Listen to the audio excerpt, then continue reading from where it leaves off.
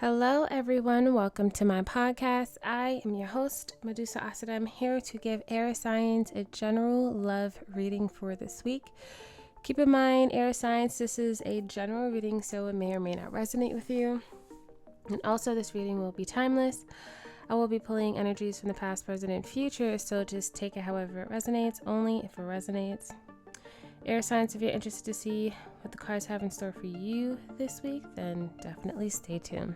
All right, air signs. So we're going to get started by pulling the external energies that may be affecting you by ways of people, places, or things, situationships, relationships, partnerships, solorships, and although throughout the reading I may pull a particular zodiac sign, it may represent you, person of interest, timeline, or influence, so do check your houses if you're into that sort of thing. Make sure you read the description of the episode so you know everything you need to know. And keep in mind, I'm just a regular person who loves to pull cards and interpret it to the best of my abilities, so don't feel obligated to listen to anything I say. Do your own research, okay? So let's see what's going on here. Air signs, Aquarius, Libra, Gemini energy. What's going on?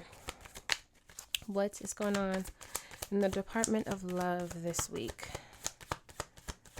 for air signs, Libra, Gemini, Aquarius energy?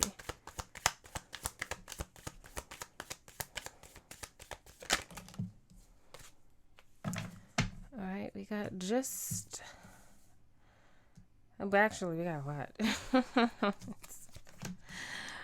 Okay, so let's get the cards out. Already we have two major arcanas here. Hierophant. Ooh, I'm so sorry. I hate you guys.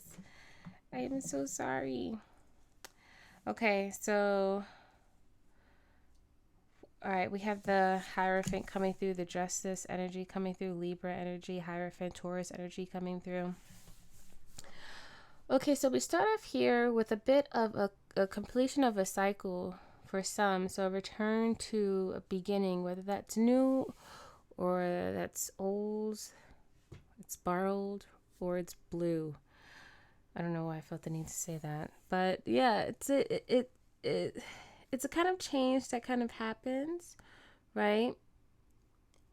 That really requires a person to put the pieces back together, right? So it's all about accountability, self-accountability, and just a person just personally taking action towards things, okay, making things whole, okay. And it's more so along the lines of like a person wants to do that, right? A person genuinely wants to do it, or they feel inclined to do it. We have perseverance coming through as well. So persistence despite great odds. Okay, we have two healing cards here as well. Okay. We also have subtlety here. Okay, it's like a calm surface covering a fiery interior. Okay. We also have here this Hierophant energy. Okay, this energy of self-mastery, realization of one's purpose. This is considered the Know Thyself card for the voodoo deck, and it's all about teaching, okay?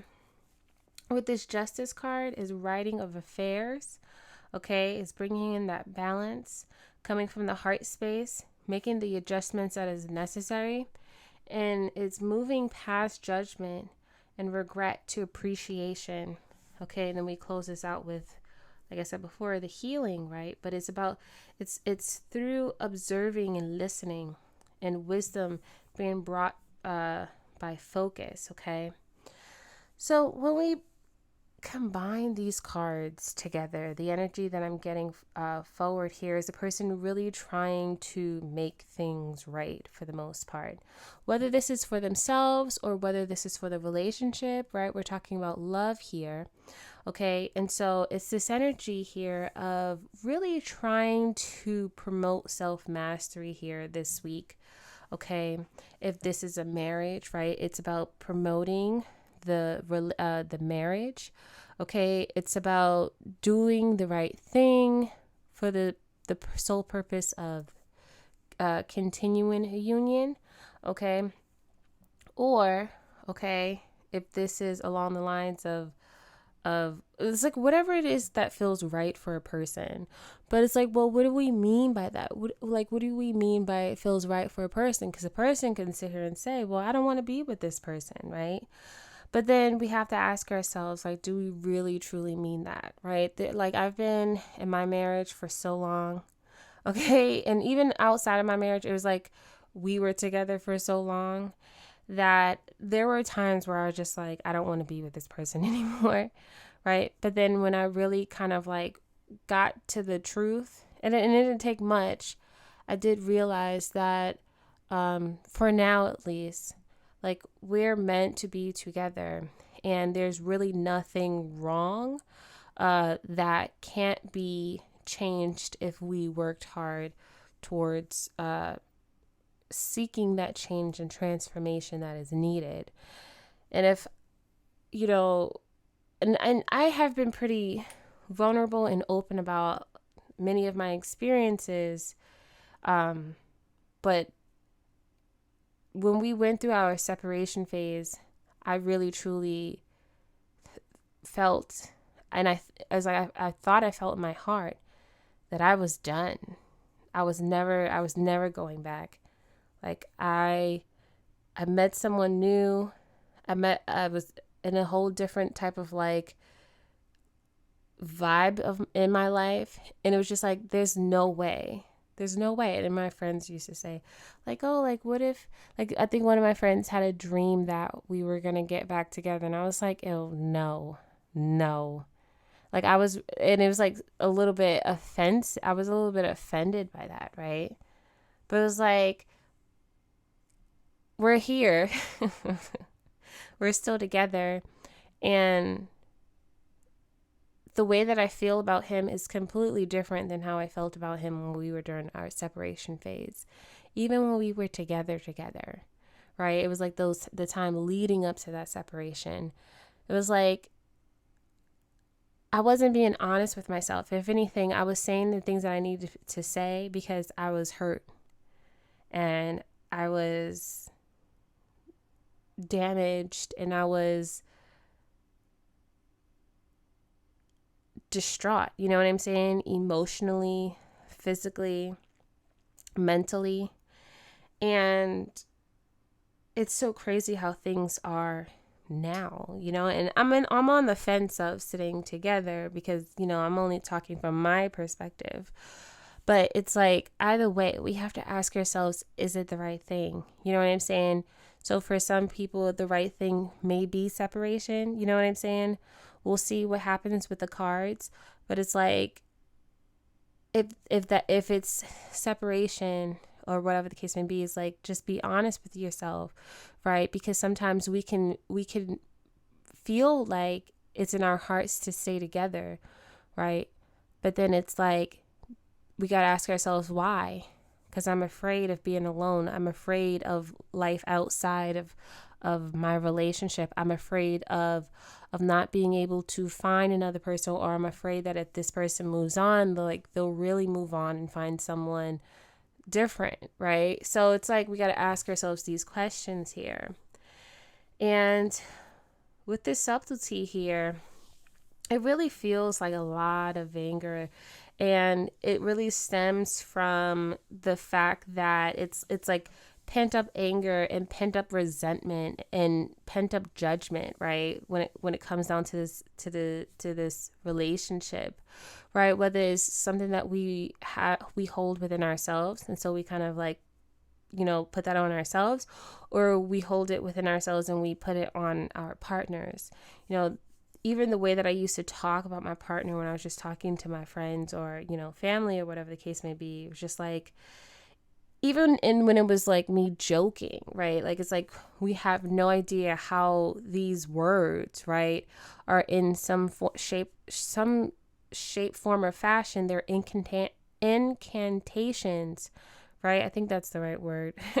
They're spells, right, that we're casting, right? Whereas like we're coming across as like, whatever, like him, like he's so annoying, or like he gets on my nerve, or whatever. But it's like, when we say it enough, like these are chants that we're kind of like saying over and over. And it's like, this is the kind of environment that we're creating. And then you wonder why you're looking at your partner and you can't stand your partner. It's because you say it all the time. You know what I'm saying? You're building this kind of like reality, right? When we're telling these stories, right? These word of mouth comes to life. Like imagining a teacher telling you a story, reading a book during story time, and you're picturing that story in your head, right? The teacher could be lying to you about the story, that they could be making up their own story. You know what I'm saying? And it's like, but it's like, it's already there. It's already imprinted. And so you have like, there's a part of yourself that is starting to believe that this is actually a thing. This is actually the story that you're telling. Then you have all these other people that you're just talking to, and then they start to feel like this is the kind of person, right? And then you get back into these conversations, and then it's still speaking from that tone or from that attitude, even if it's like a good conversation, right? Just like, oh, I'm so in love, right? And then it's like, oh, I can't stand this person, right? And so I really feel like with this calm surface covering a fiery interior, it's about kind of handling that here, because it really feels like sadness, hurt feelings, right? Kind of used as like it's kind of sharpened in a sense, right? Kind of using that as some kind of like weapon of some sort, right? So it's like tears that's been like frozen, right? And it's like being shaped into some kind of like iced sword or whatever the case may be, if that makes sense. That's the visualization that I'm seeing, right? So anyways, let's keep going. Let's get into the tarot. Let's see what's going on here.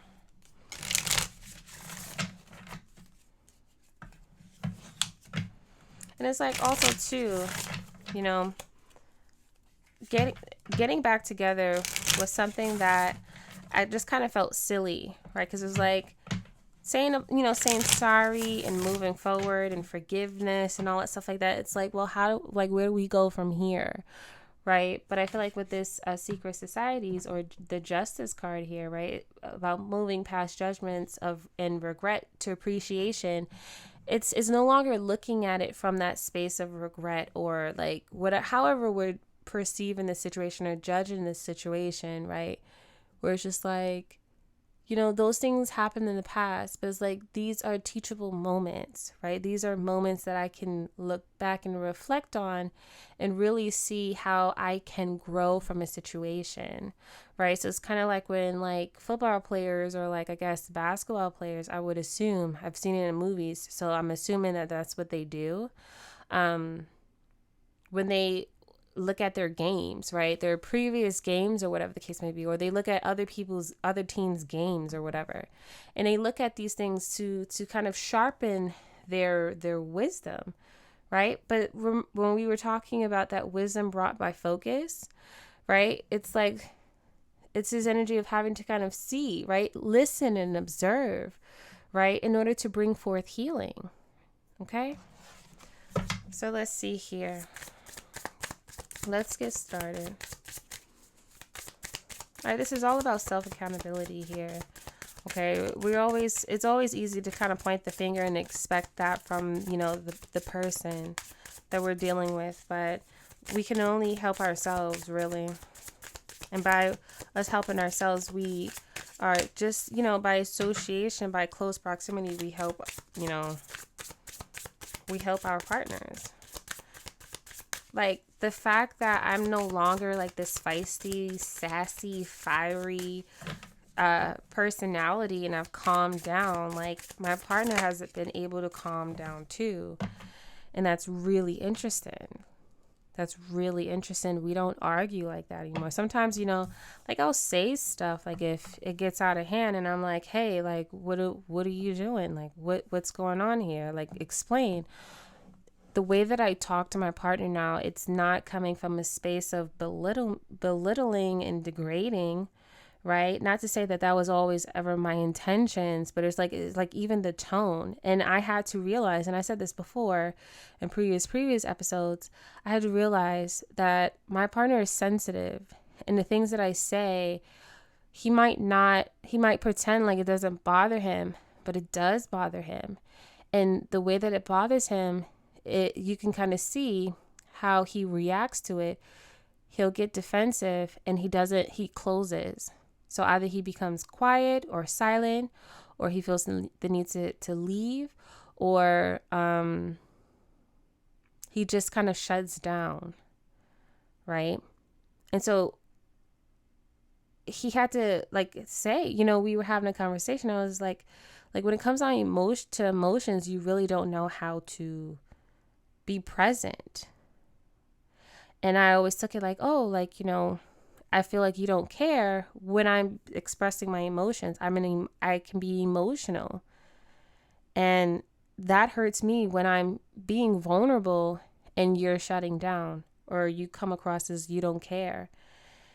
But then also too, when we were able to open up and I realized that he was actually really sensitive and he actually didn't know how to be present in emotions when emotions was, brought to the surface, because he grew up in an environment that people didn't usually cry, which is really interesting to me. And so I was like, okay. And then I had to realize for myself too, I grew up in an environment full of women who were not only, it wasn't about crying or anything like that, but it was very much the way that we talked, there was so much emotion by it. There was always arguments. There was always just fights. Even when we talked loud, and it was really intense. And sometimes even when we were having good times, right? Even when we would have conversations, it would get so, it would feel so intense that it felt as if we were arguing, but that wasn't the case. But that was how I learned, right, how to communicate. That's how I was able to cultivate my communication skills. But then seeing how he was from a space of quiet, more quiet, more reserved, not so much heavy on the display of emotions. We had to meet in the middle where he understands where I'm coming from, and he understands I don't mean no harm, and I understand where he's coming from, and I understand he doesn't mean any harm. But we had to learn how to tone things down so that we could be able to be present together. And so now when I speak to him, even though I feel and it's so interesting, he used to say, "Why are you yelling at me?" And I'd be like, I'm not yelling at you. If you want, I could show you the difference between yelling and not yelling, right? And so even in that, just the way that I'm talking, the way that I was speaking right there is come on, this is not a child. This is a grown man, right? But I realized that sometimes I could be really passionate about the things that I say, and it could come across as a bit intense. And so I understood that I need to learn how to kind of tone it down. So now when we talk to each other and stuff like that, we can actually have conversations, and he's actually present and he's available, as opposed to before when he was just shut down. And that was frustrating. That felt like torture. But anyways, enough about me. Enough about me. Let's get started here. So the Four of Swords here coming through. So the Four of Swords here really represents to me within this particular deck. It's all about taking that time off to really receive the enlightenment that we need to receive. It's kind of like the Four of Swords. I mean, it is the Four of Swords, but it's kind of giving me the vibes of the Hangman. But the Four of Swords, it really feels more so external. Hangman is more so personal. How am I getting in my way? How am I stopping my growth? How am I stopping my progression? What are things that I'm doing that I need to become aware of? And those sacrifices that, they usually talk about in that card is about giving up, right? Making that sacrifice, giving that up for the sake of progression, for the sake of being able to move forward, right? With the Four of Swords in this deck, it really feels like, in a way, it's given off like needing to come to that revelation or that realization, right? But it's for the soul, but it's because, right, there is a particular external source or energy, okay, that has put a person in a predicament, that has kind of put them, like, that has in a sense like caused them to have to take some time off to reflect, right? So if we're talking about a partner, right, a partner has put a person in a position to have to say, okay, you know what, I'm gonna sit on this and I'm gonna think this through, right? Because it kind of feels like walking into a trap for some. Okay, it feels like that for some. So let's see here. We got two masculine energies coming through. Father of Pentacles here, Father of Swords, Taurus energy, Aquarius energy. Okay, which I feel like is really interesting. Like, I don't really know my like zodiac signs like that, you know what I'm saying, other than like what I've read and what I've, you know, wrote down to try and like just get a ballpark like vibe of them. But the energy that's coming through is like two cards or two energies here that is very much fixed on what it is in like what it is that they feel, okay, and what it is that they believe, okay. And it's really difficult to have any outside input come into the situation and say, hey, you know, and I think Taurus and Aquarius energies are both fixed signs anyways. Yeah, I think so.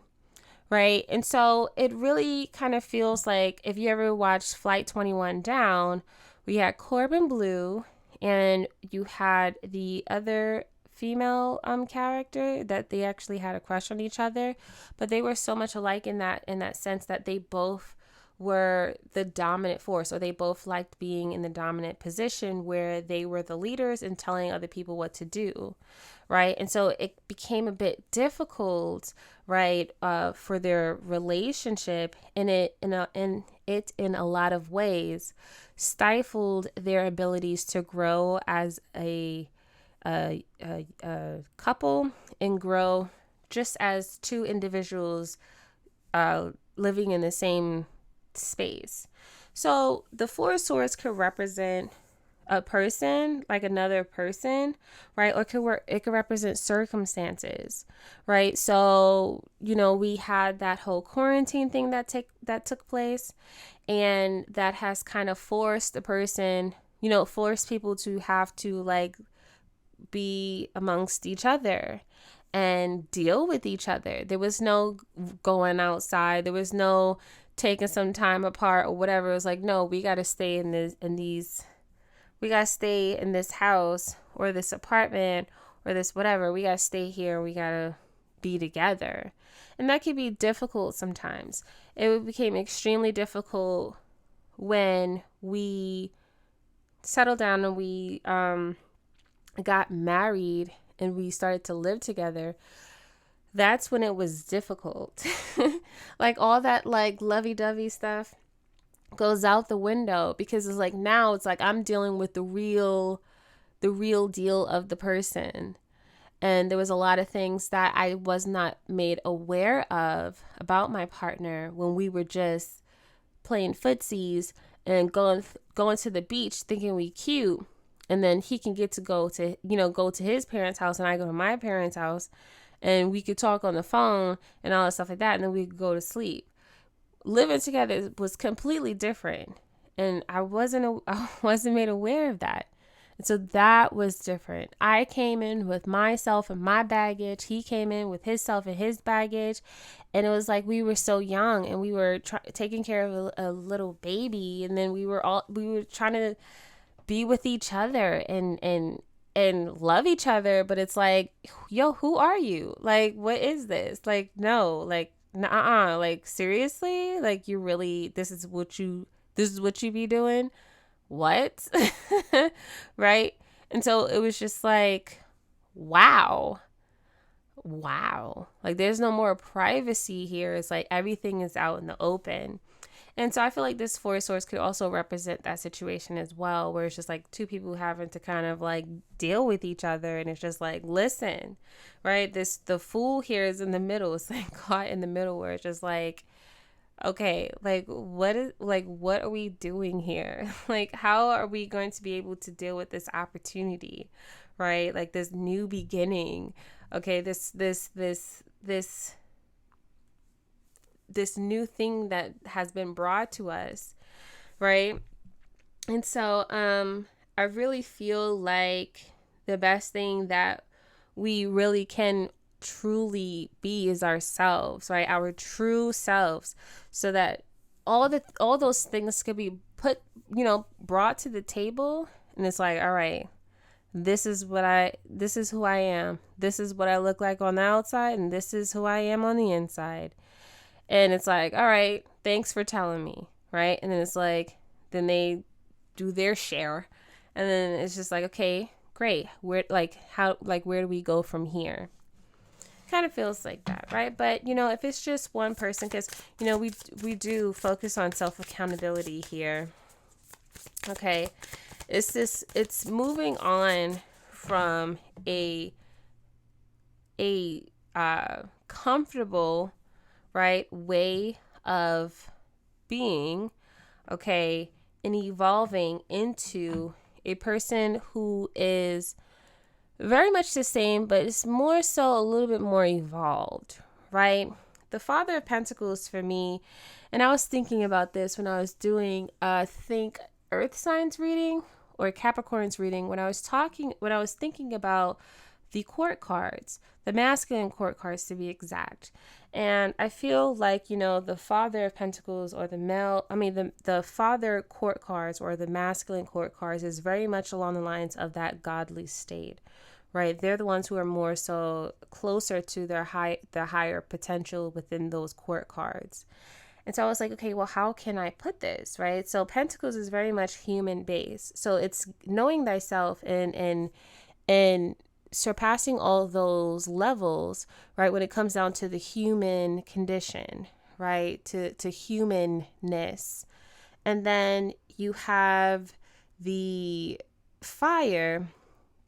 And I was thinking more so along the lines of passion, right? Cultivating, understanding, and mastering one's passions, right? And then when it comes down to the water, cultivating and mastering one's emotion, right? And then we have the swords, cultivating and mastering the spirit, right? And like, I feel like each level kind of is different. I feel like the Pentacles is very much close to the bottom because it's more so closer to Earth, right? In the human condition. And then you kind of like elevate, right? And I feel like with the spirit, right? I feel like, and I'm not really sure, but it feels like the spirit to me is more so the highest. Now, it could be wrong, but it feels like it. But in this reading, it feels the highest right now in comparison to the Father of Pentacles, where there is so much maturity. There is so much truth and honesty. And even by the way that a person communicates, right, and express themselves, it's very much in that space of resonating with their surroundings, resonating with the world, resonating with just understanding so much, right? Understanding so much that there is no need for lies, deception, anything that can kind of cloud a person's judgment and entrap them in any kind of fear that will cause them to lower, right? I feel like that is more so the devil's playground, or more so like the earth playground, where it's like, that's all about like maneuvering through society and through the matrix and having to kind of play that game. But I feel like this Father's Swords here, it's like we're above these things here. Like, we understand, right? What that means and what that can give and what that can take. But because we're no longer a part of that game anymore, we don't necessarily have to deal with that anymore. So it's kind of like when a person graduates from high school, but then it's like, do I have to go like it's like asking yourself, like, should I go back to middle school and learn like redo middle school? Like it kind of feels like that, right? And so yeah, that's really interesting. So elementary school, middle school, high school, college. Yeah, like I kind of feel like I don't know why I was planning on linking that, but I don't want to get sidetracked here because I can do that, right? So let's see what the challenge here is. The challenge here is the 10 of Swords. Okay, so the 10 of Swords is a lot of betrayal, a lot of distrust, a lot of experiences that has caused a person to be wounded and traumatized and all that stuff like that. So it could be lies, betrayals, these kinds of things that are more so along the lines of the human like condition, right? Like humans are flawed. This is what men and women do, right? Like for the sake of survival and self-preservation, right? Like, and so it's this energy of really holding on to that and not necessarily being able to move past that, right? And it's hard, right? It's so hard. One of the things that I used to say, and I really had to learn to get over because it was such a difficult thing for me, it was like, I don't want to look stupid. I don't want to forgive and then, move on and then I get caught lacking. You know what I'm saying? And I feel like with this 6 of Swords, like it's reminding me of that feeling that I felt where it's just like, I don't want to fool me once, shame on whatever, however that thing goes. Like it kind of feels like that where it's like if I get fooled again, then it's just like, then I'ma look silly, right? But this like when we surpass that, right? When we surpass that, we get to a point in our lives where none of that really truly matters, right? Like it's like who's watching us? Like is there like as if it's like some kind of hidden camera that's gonna like that's gonna like make us relive or recap the embarrassing moments that we've experienced over and over and over again. Like it's like I cannot tell you, I could be sitting here minding my own business, doing my own thing, and then I'll be reminded about that time when I was trying to teach a group of girls how the dance that we had to do for a show, and I fell and they laughed at me. It was embarrassing. But it's like, oh my gosh. But it's like, that was like years ago. You know what I'm saying? It's like years ago. I don't ever have to, I haven't seen them since. You know what I'm saying? Like, I don't ever have to cross paths with them. And even when I did catch up with one of the girls, that wasn't like, remember when, this is not Can't Hardly Wait, where the guy was like, remember the time when it's like, what? Like how can you remember that? Like people move on from those kinds of things, right?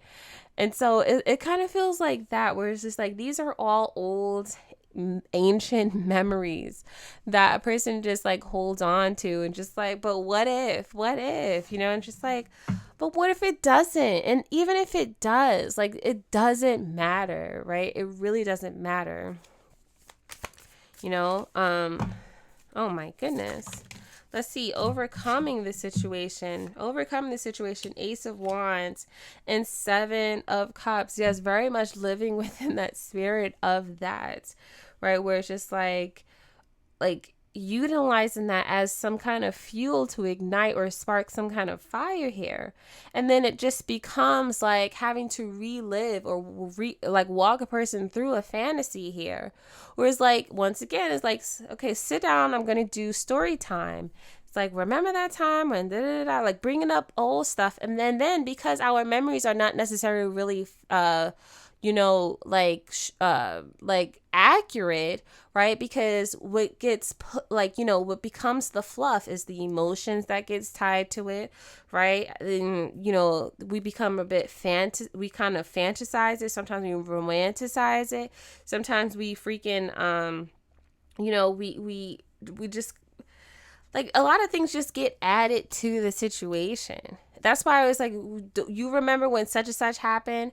And then like they say, I don't remember it like that. It's like, yeah, because like that's a memory that has now become a story that we tell ourselves, and then we add to it. You know what I'm saying? Like, even though, like, even if we was to sit here and like try and be as accurate as possible, right?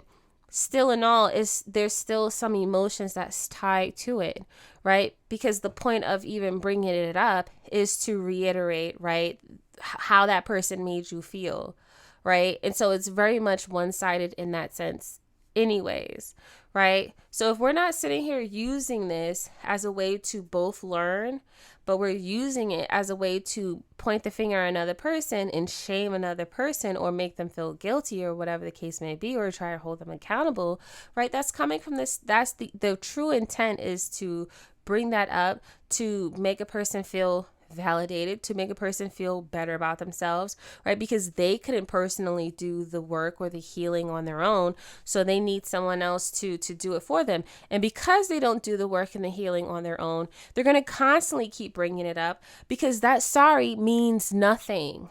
It means nothing if you haven't healed yourself. You haven't healed yourself. You haven't cut the cord of embarrassment yourself. And so it's like, hey, the Ten of Swords is very much victimhood mentality, very much martyrdom mentality. And so when we hold on to that, there's no amount of sorry a person can say, or, that will ever really truly bring healing. Well, it's a start. Yeah, but then it's like, and then what? Then are you going to move forward? Can you truly move forward from that sorry? We got to ask ourselves these questions.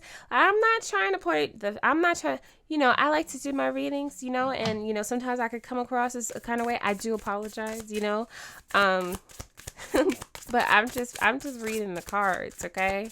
I'm just reading the cards.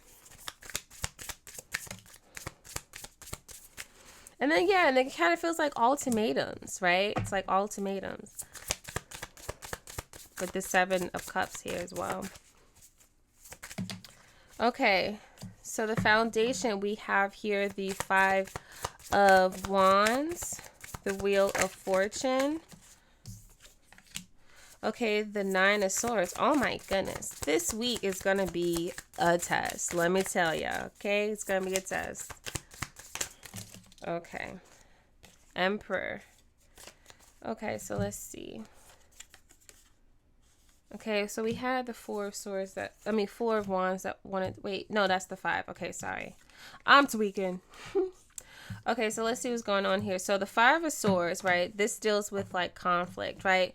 But it's not necessarily like the kind of conflict that actually wants to stick. You know what I'm saying? Like, it's like, or connect, should I say? Like, if a person wants to like hit, like it connects to the body. You know what I'm saying? Like, it's just more so like like a person trying to insert his dominance, right?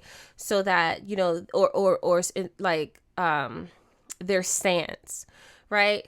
So it's for the sole purpose, once again, like I said, right? Self-preservation, right? Needing to be in a situation and feel safe, or feel, like worthy or whatever. Like, I belong here. I should be here. Like that kind of vibe. Like, I said what I said, or whatever. You know what I'm saying? So this is kind of the vibes that I'm kind of getting here with this. And then the Wheel of Fortune, which is really interesting for it to be placed here. When we kind of go through agitation in our lives or opposition in our lives, it's in a lot of ways tests. And I said that before. It's like tests, right? We go through these tests to see what we know, to see what we don't know. Like, think about it like when we took tests in school. What do you know? I know how to do my multiplications, my addition, my subtraction, my whatever, blah, blah, blah, right? What do we don't know? Well, I'm kind of falling short here. I'm falling a little behind here on my trigonometry or whatever the case may be. Okay, well, now I know what I need to work on. Okay. And so for some, it could be this energy here where this Wheel of Fortune uh, is posing as an opportunity to evolve, right? So that we can become our greater selves. But sometimes when we're in that space of the Five of Wands, right, instead of utilizing that fiery energy, right, to direct us into the right path, we kind of utilize that to kind of like cause us to burn out, right? Before the jetpack, before the jetpack like takes off, you know what I'm saying? And takes off fast. It's like, it kind of like blows up in smoke kind of thing, right? And so I feel like when it comes down to this particular situation, it really feels like how we conduct ourselves in these kind of situations that could really, work for our betterment, work for us or hurt us. All right, we have the Nine of Swords coming through and the Emperor. And so this is once again coming from paranoia, right? Not being able to trust, right? Have you ever seen a king or an emperor, right, ruling and he thinks everyone is out to get them, right? It's like off with everybody's heads, right? It's like no one's to be trusted, not even the dog, not even the children, right? Hide your kids, hide your wives, because they hurting everybody out here. It's like that kind of vibes where it's just like, chill out, man. Like, relax. Like this kind of, what, I forgot what show where like there was like a person in charge and they were so paranoid and they were just doing just irresponsible, like just crazy things, just making outlandish accusations and all this kind of stuff where it's just like, chill out, mate. Like, what's going on here? Right? And like, it's like, where's this, like, we got to ask ourselves, where's this coming from? Aries energy here with this Emperor. Okay. Let's see. We're going to get into it with the heart space in the upright, hopefully. All right, so in the past, we have here the Three of Swords here, okay? Some kind of peek or window into something here. We have the Ace of Swords. It could be some kind of truth here that kind of changes everything, or some kind of challenge here that changes everything. Sometimes the truth can hurt. Sometimes the truth can be really challenging, right? But, like, it could also too kind of change or like rock the boat when it comes down to how things are going, how things are flowing. We got the Lovers here at the bottom of the deck, Gemini energy. Okay. Helping to kind of like remind us that we're talking about relationships here. The heart space in the upside down. We have the World here. Okay. We have the World here, the Hierophant, and the Three of Cups. So I feel like when it comes down to the situation, there is no true closure. There is no true unity and oneness with oneself here with this Hierophant, Taurus energy coming through. Okay. And so there's really not going to, I'm sorry, I hit you guys again. And so there isn't going to be any way of thinking of a brighter, a promising, time ahead. Right? Like it like feels like there's like peace that's missing, right? Like it's like my inner peace, my inner tranquility, my inner like just happiness or calmness, right? Like it feels like it's gone here, okay? Because a person is at that space where they can be very much egotistical, very much, I don't want to say narcissistic, but it really feels like it's very much along the lines of like their reign or their control. Okay. It comes, or the kind that they're controlling, right? It comes to an end. Whereas like, this is not something that will truly and only benefit you anymore. Where it's just like, it's my party and I can cry if I want to kind of thing. Where it's just like, no, this is not just about you. This is not your world. So like we're living in this together. We're building this reality together. And so that can be a bit of a challenge for a person where it's like this incorporation of another person outside of yourself is just like, wait, what? Why? Ew.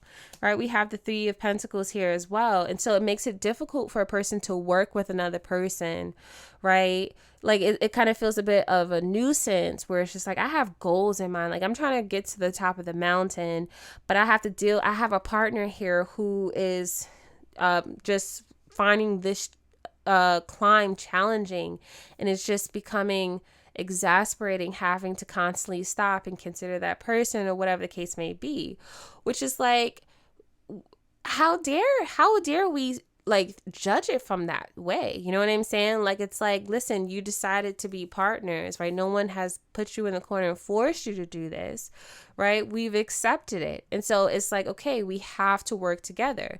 Like, it's kind of like those TV shows where, you know, it's like you could sit, like, it's kind of like when a person becomes so self-centered and so self-involved that they don't think about the other person. So they have to learn to experience humility, or, you know, humble themselves, right? And understand that it's not just about them. In the heart space in the upright, we have here the 10 of Pentacles here. We also have here the 6 of Cups. And then we also have here the Judgment, right? So it's like, on one end, it's like, I don't want to work with this person. I can't stand this person. This person holds me back. But then on the other hand, we have the 10 of Pentacles here, where it's just like there's unity, there's camaraderie, there's togetherness, right? This is building upon. This is where families, you know, are birthed here. This is where legacy starts. This is where heritage, you know, like continues. Lineages continues here with this 10 of Pentacles, okay? And so we also have here the 6 of Cups.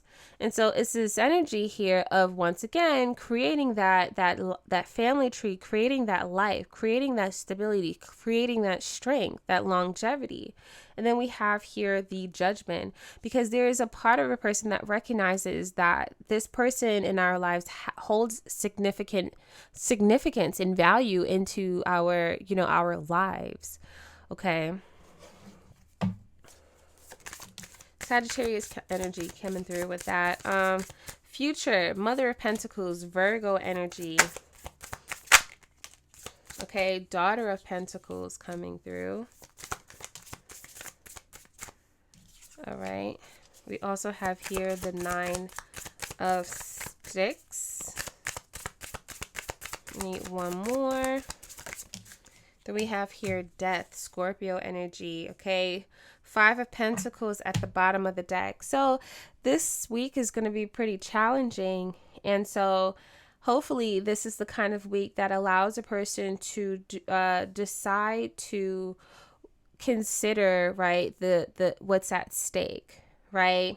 Considering the family, considering a person's personal like health, considering a person's personal self-care. Right. We also have here mother-daughter energy coming through here. So for some, it could be this energy of focusing on that. Okay. And then we have here the 9 of Sticks and then Death here coming through.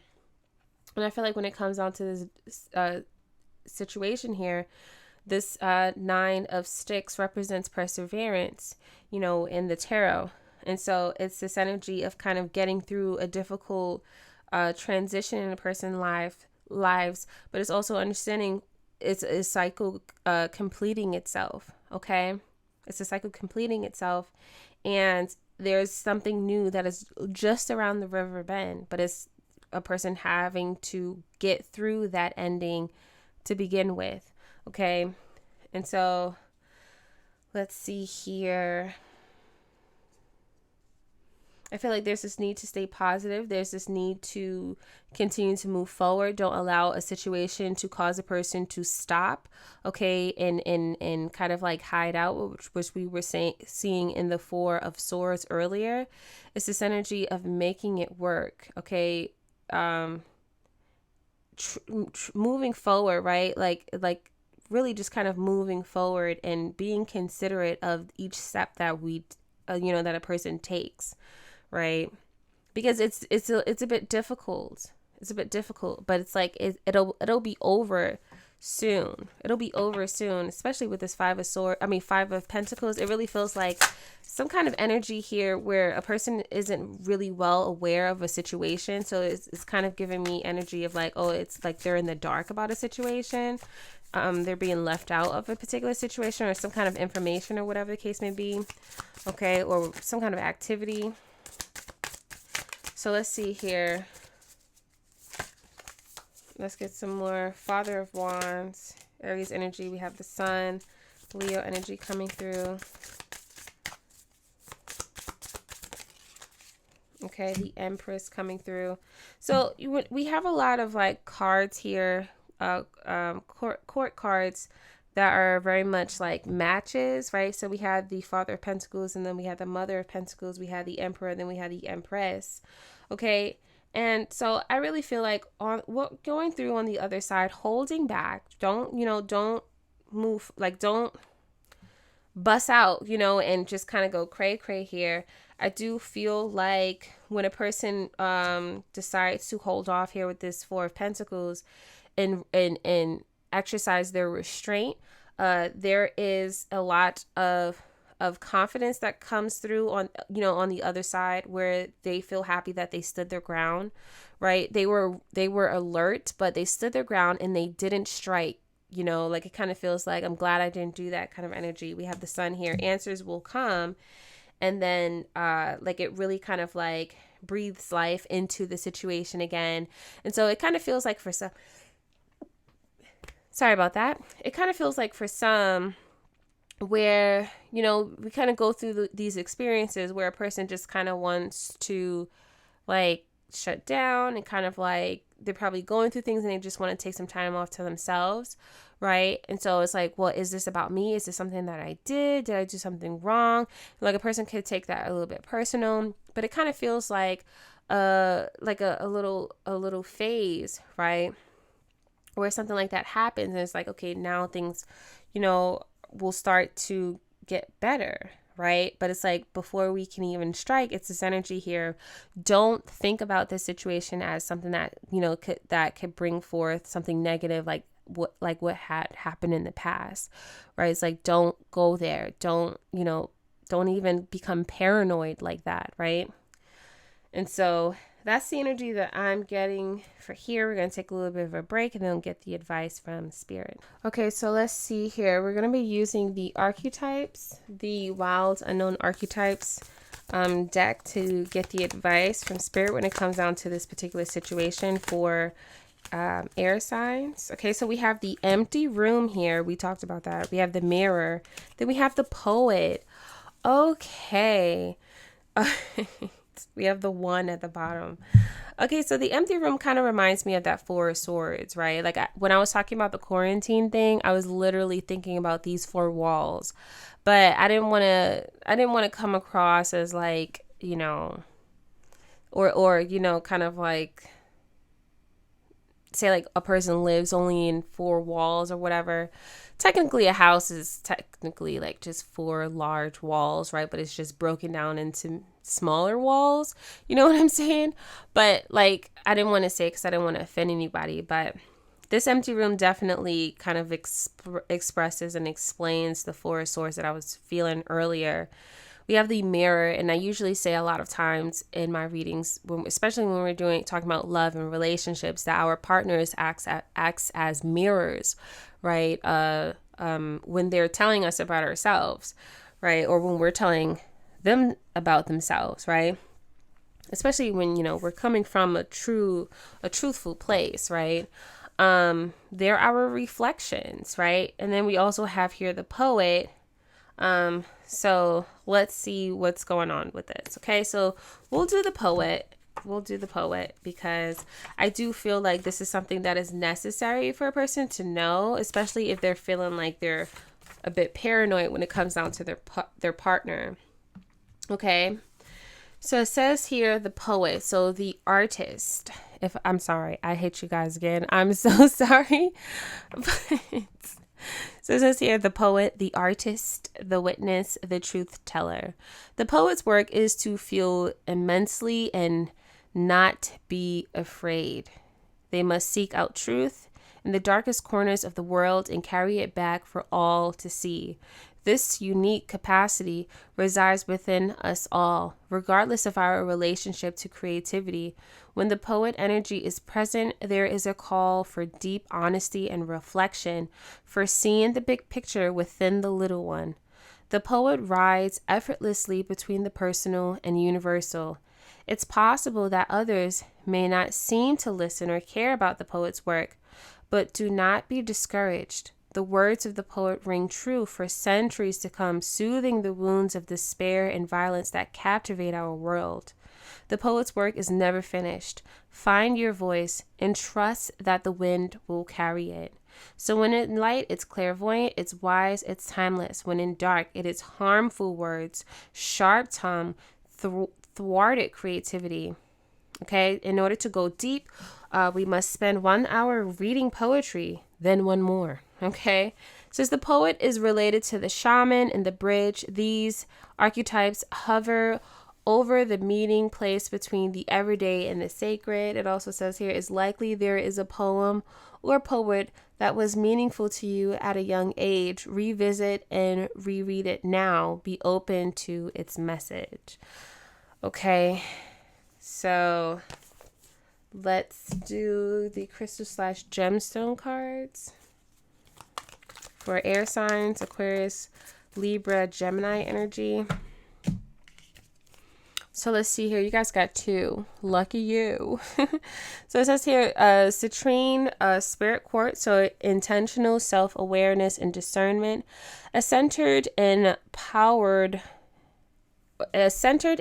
empowered stone. Citrine spirit quartz asks that you take command over your life. By having clear intentions, you can begin to lead from a grounded and assertive place, giving you the results that complement your needs. Citrine spirit quartz enhances your sense of self-awareness, dissolving apprehension and self-doubt to clear the way for more confidence in your daily life.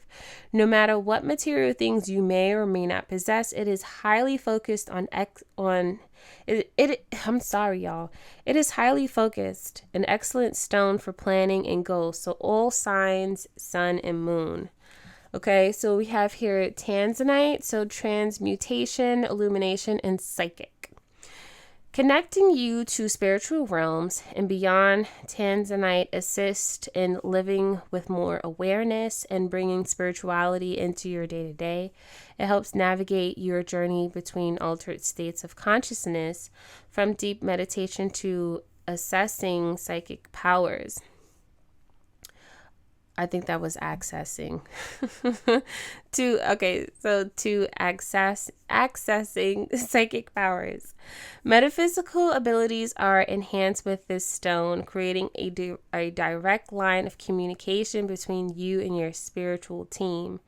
Tanzanite unveils your true path, transmuting the old into the new and acknowledging that the road is ever winding, your journey in constant flow.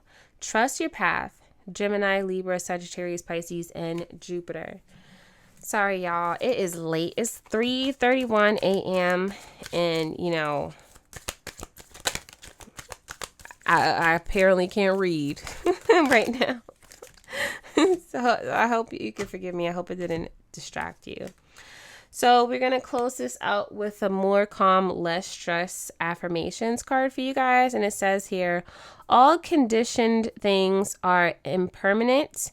When one sees this wisdom, one turns away from suffering. Okay. And that's from Buddha. And then we have here, we must learn how to live in the space of inner peace in our everyday lives. This takes consistent, conscious effort. So Susan L. Taylor. And I feel like with this inner peace too, it rings true with this Four of Swords as well. Even when we're talking about the traditional Rider-Waite Smith deck, right? And so